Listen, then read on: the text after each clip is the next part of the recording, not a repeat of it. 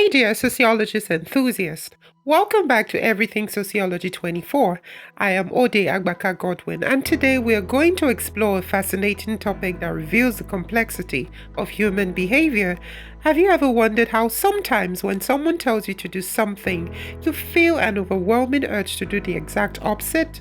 But first, remember to like, to share, to comment, and subscribe to this channel. This phenomenon is known as reverse psychology or psychological reactance. It is a social influence tactic that cleverly encourages people to act in opposition to what's being suggested.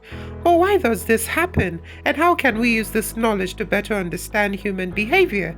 Let's dive in and explore the world of reverse psychology together, shall we?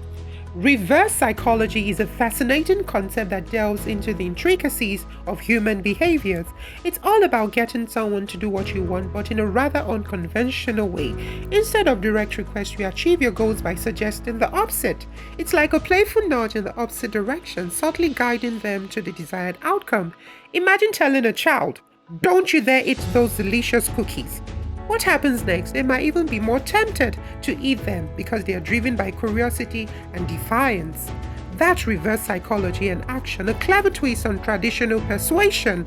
Instead of direct persuasion, reverse psychology employs the clever tactics that taps into human nature. It plays on our natural tendencies like rebellion, curiosity, or the desire to prove oneself or ourselves right. This unexpected approach can be surprisingly effective in various scenarios. However, it is important to remember that reverse psychology should be used ethically and responsibly.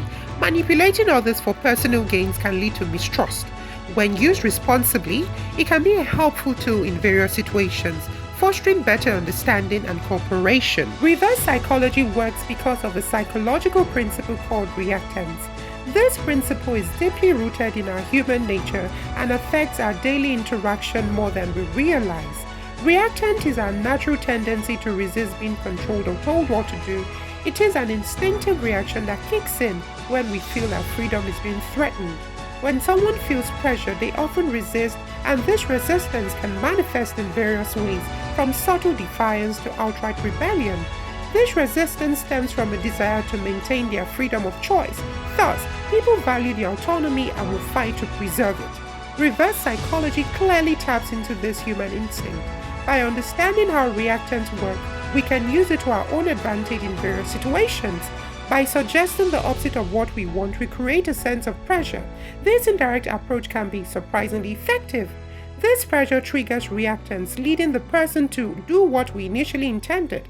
It is a subtle yet powerful way to influence behavior. Think of it like a pendulum. The harder you push it in one direction, the more forcefully it swings back. Pushing it in one direction causes it to swing back with equal force. This analogy perfectly illustrates the concept of reactance. Similarly, when we push someone towards a choice, they may swing back to the opposite direction. Understanding this can help us navigate social dynamics more effectively.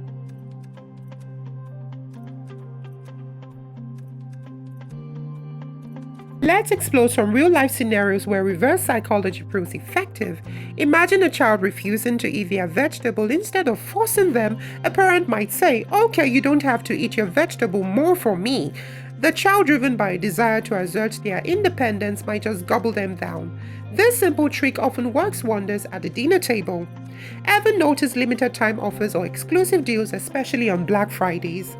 These tactics create a sense of scarcity. By implying that a product is in high demand or about to disappear, marketers trigger our fear of missing out, making us more likely to buy. This strategy is used extensively during holiday sales and special promotions. A skilled negotiator might pretend to be uninterested in a particular outcome. This can make the other party work harder to secure the deal, often offering more favorable terms. By appearing indifferent, they create a psychological advantage, making the other side more eager to close the deal. Section 4. Illustrating the concept. Imagine a friend is hesitant to watch a movie you recommend. Instead of pressurizing them, you say, "You know this movie might be a bit too complex for you." Your friend, intrigued and perhaps a bit offended, decides to watch it, proving you wrong. This example illustrates how reverse psychology can pique someone's curiosity by suggesting they aren't capable of something you motivate them to prove you wrong. Another analogy is playing tug of war. If you pull too hard, your opponent might dig in their heels, but if you loosen your grip, they might stumble forward. Reverse psychology operates on a similar principle. Section 5. The power and perils of reverse psychology. Reverse psychology can be a potent tool for persuasion. It leverages our natural tendency to influence behavior in subtle ways. However, it's crucial to use it responsibly and ethically. Used positively, reverse psychology can encourage positive behavioral change. However, manipulation for personal gains can damage relationships and erode trust. The key is to understand the motivations behind our actions and to use reverse psychology sparingly and ethically. When used thoughtfully, it can be a valuable tool for navigating the complexities of human behavior. Thank you for watching once again, and a very big shout out to @Captain Networking for suggesting we discuss or talk about this concept or topic. Until we sit down to discuss about another social phenomenon in regards to any discipline, especially sociology, keep reading, keep learning, keep discovering.